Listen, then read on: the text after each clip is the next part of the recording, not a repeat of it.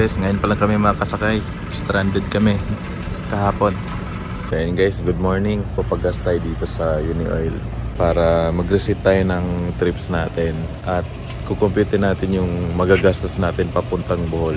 Ayan, so nag-full tank sagad na ako dito para makumpute natin yung gagastusin natin, tapos mag-reset tayo ng trip natin. Bagong suspension.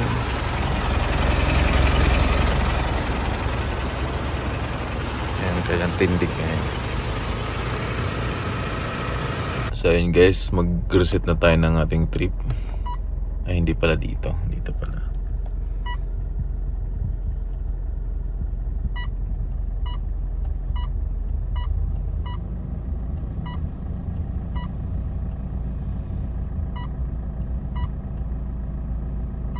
Yan, 0-0.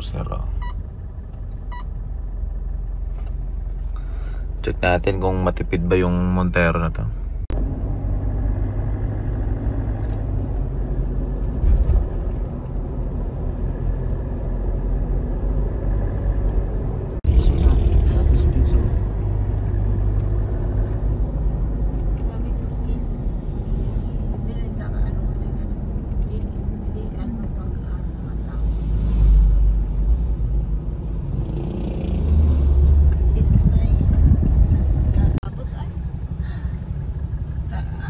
Si nanay sa Portis. Apil maganin na nas makmak ni nanay ang makmak.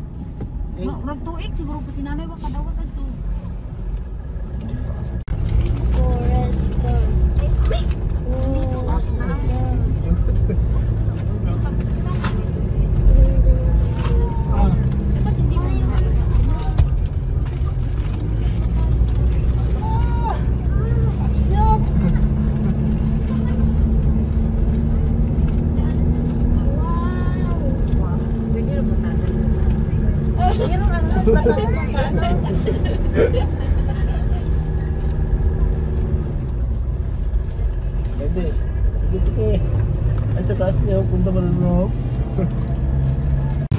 Ayun guys, unang stopover dito sa Santa Elena ba to?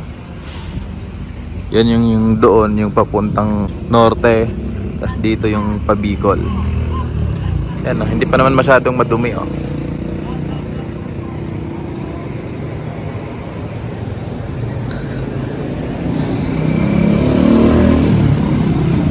Yes. Yan guys, change driver muna. Papahinga muna ako. Ito yung kapatid ko. Pasok ka na? Pasok ka na? Halika.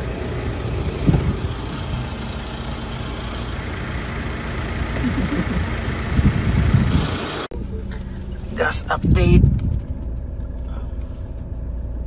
Almost up.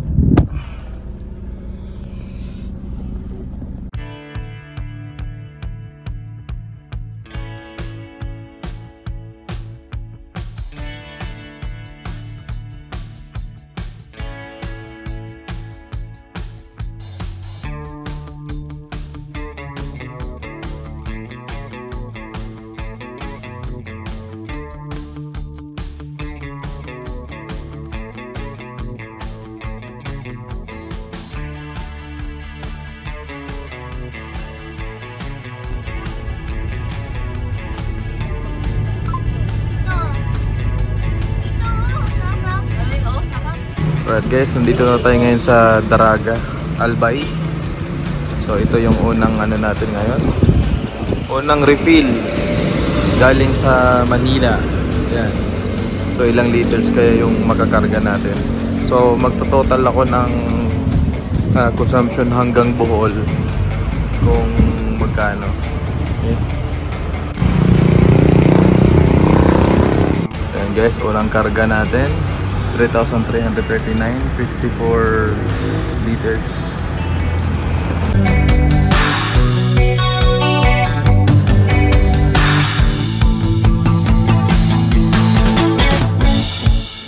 So yun guys, huminto muna kami dito sa ano, kasi nag-register kami. Ha?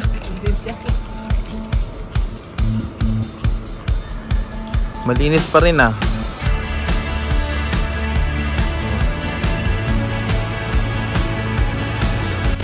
So yun guys, nakarating na kami dito at kukuha na kami ng ticket. Okay, thank you. Yun guys, kuha tayong ticket dito. May mili tayo kung anong barko tayo. Iba talaga kanina, may preso din sila. Si CPA 129, 20 pesos terminal fee, 10 pesos yung LT.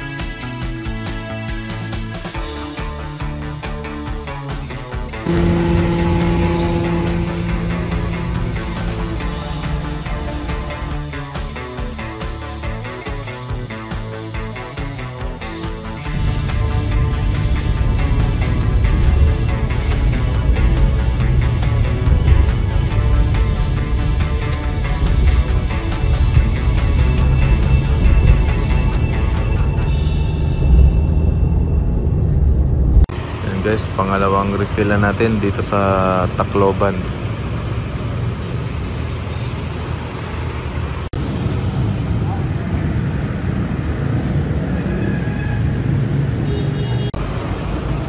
To 760 ang pangalawang.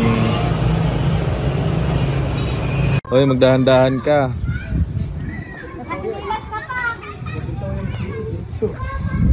Oh. High five. High five lang, high five. Uy. Huling yun, eh.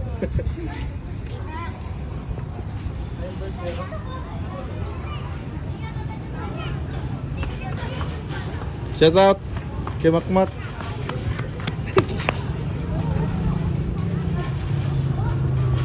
4 years old. Kaya gamin to.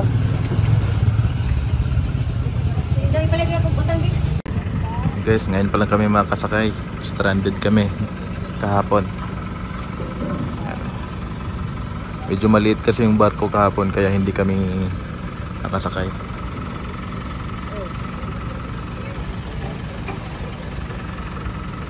For Bohol na, for Bohol.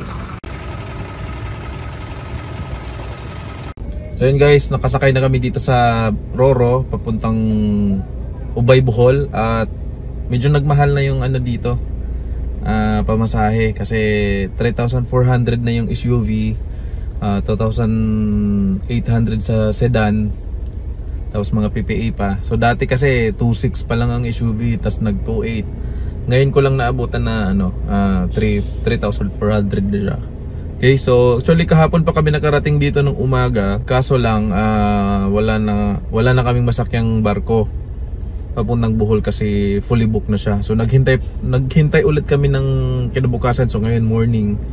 So pang morning yung trip na nasakyan namin papuntang Ubay, Bohol. Okay?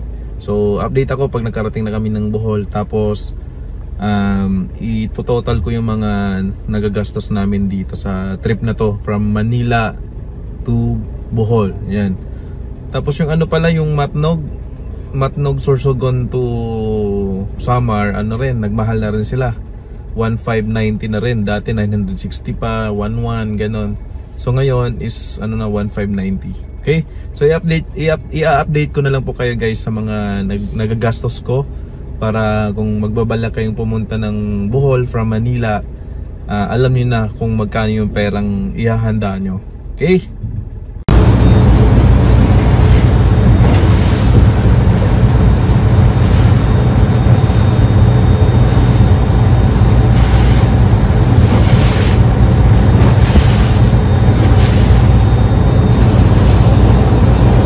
And guys, that's down Ubay, Bohol. And so galing dito mga 2 hours mahigit pa yung papunta sa bahay namin. And so medyo maulan-ulan yung panahon natin ngayon dito sa Bohol. And so hintayin ko lang yung mga kapatid ko.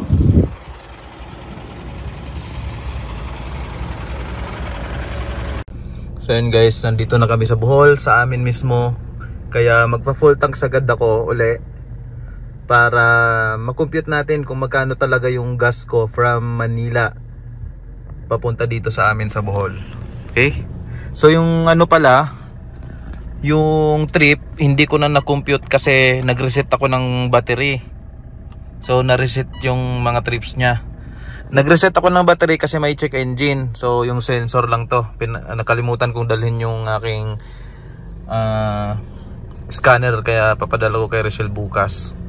So yan yung karga ko dito. So 350.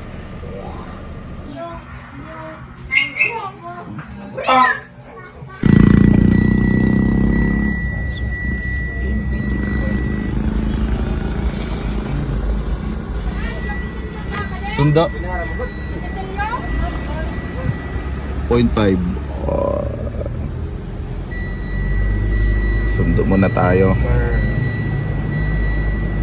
Hi!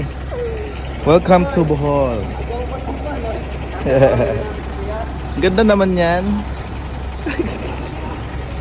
Hi! Eh si Silver oh, nandito.